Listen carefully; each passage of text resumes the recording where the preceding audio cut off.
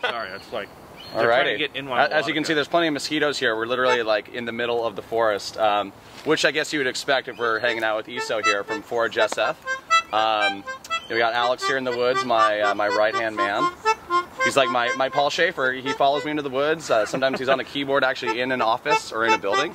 But here we are in the middle of this gorgeous, do we want to say where we are? Should we keep it secret? So that... let's not say where we are. Okay, cool. We're in the middle. We're in A Park. We are in A Park in San Francisco, so you might be able to figure out where it is. But we're surrounded by this bounty of food, and perhaps, you know, you might not have known that you can actually eat a lot of things around you. And this is something that you've been doing for a while, right? For, what, since 2008 or so you've been foraging? Or? Yeah.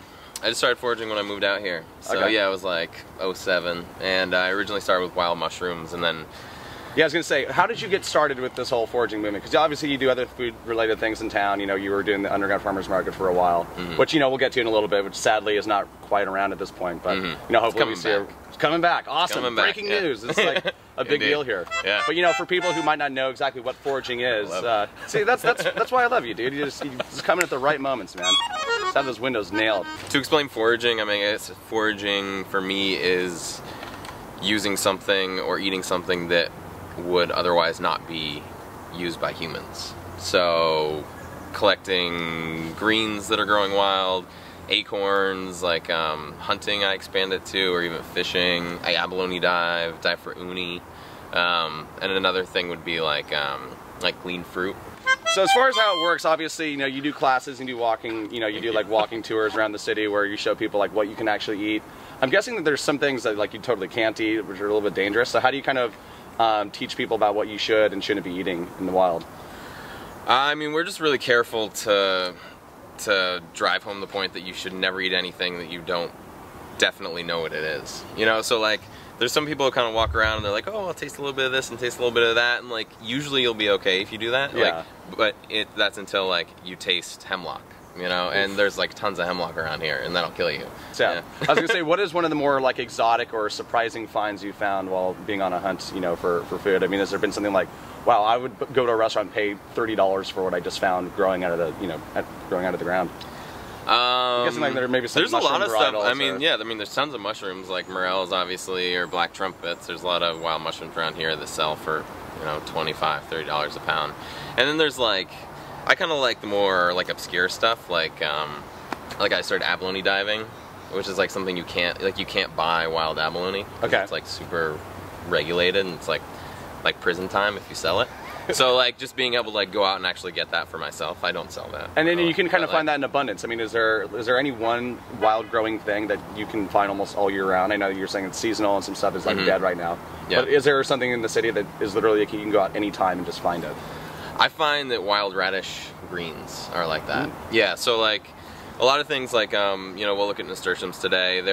They come more in like the summer months when it gets hotter out, the flowers will pop out, and then there's a lot of spring greens that are now dead. They come out in the spring, obviously. Yeah. And then, but nasturtium, I mean, wild radish is cool because it's kind of there all the time, and then there's like, there's the flowers. You can eat the flowers of the plant, which are almost always in bloom in San Francisco, and then the greens you can also eat, and you kind of treat them like collard greens. Okay. Like you don't really want to eat them raw, just because they taste horrible. But like if you blanch them and saute them, they're really nice. Like with bacon is helpful. And then there's also the in the spring and like late spring, early summer, there's also the wild radish seed pods. Okay. Which you can also saute up. So there's just like a lot of stuff that can come from this one plant. So before we're gonna, you know, walk around, we're gonna look for some things we can eat here in this beautiful park that nobody knows where we're at. I have to ask you about the underground farmers market because that was a favorite of mine. I know that obviously there's a lot of press surrounding it. You sent a very robust email to people who were. So what is the deal with the underground farmers market? Is it coming back? I know you were, you know, we hinted at it a little bit earlier. Yeah, it's coming back.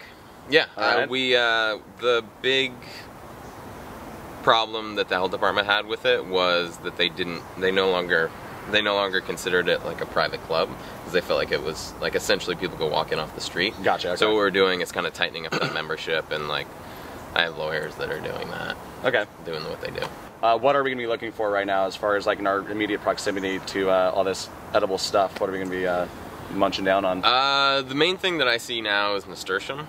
Now's a pretty good time for a nasturtium. It's kind of just passing, but there's still a lot around. And you know, call me crazy, but I have no idea what that is. Is okay. Just like... So yeah, nasturtium flowers. You've probably seen the flowers before. They're like really brilliantly colored, like orange, red. Used as a garnish or like some kind of edible flower. Yeah. Like in the 80s, I guess they use it a lot as like a garnish. Like they put it in everything, but like I really like it. It's coming back. Hopefully. Cool. But you can use it. You can use it in a lot of different ways. Like the leaves, you can use. I make a nasturtium pesto out of them, which is basically just like subbing out basil for nasturtium leaves, and like nasturtium has this really nice like pungent, almost like horseradishy flavor. Okay. So you get this pesto that has like a lot of different levels. The flowers obviously are edible, and like you throw those into salads, and kind of it's pretty, and again you get that like a little bit of horseradish flavor, a little bit more subtle.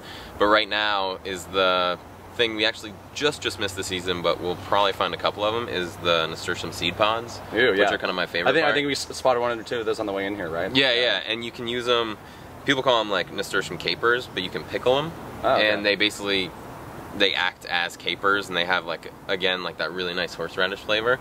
So you like if you pair them with like some fish, like sashimi or something, it's amazing. Awesome, right on. So maybe we can get some of these free-range mosquitoes too. We definitely I feel like by the time this is over, we're gonna look like we have measles or something. I've been collecting them.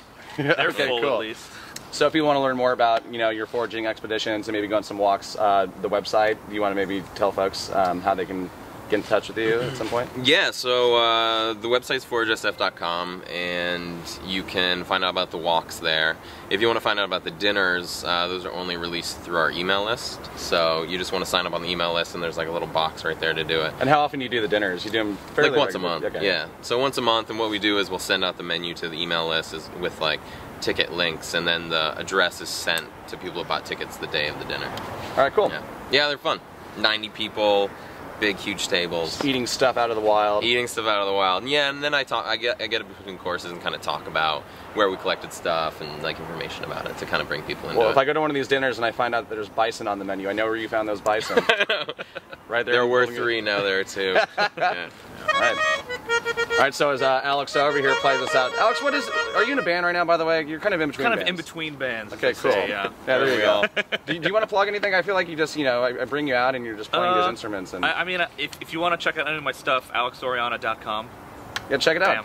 Do you play the, this is a melodica. Melodica. It's a reed-based instrument. It's great. It's got like that harmonica vibe going on. And yeah, I don't know. It's just easy to rock out on. There it is, man. Rocking out. So portable. There you go. Well, Issa, thank you again, man, for showing us around. This has been a lot of fun. And I get back to your house. I mean, this is your house. This is where you live. Woke you up a little bit earlier.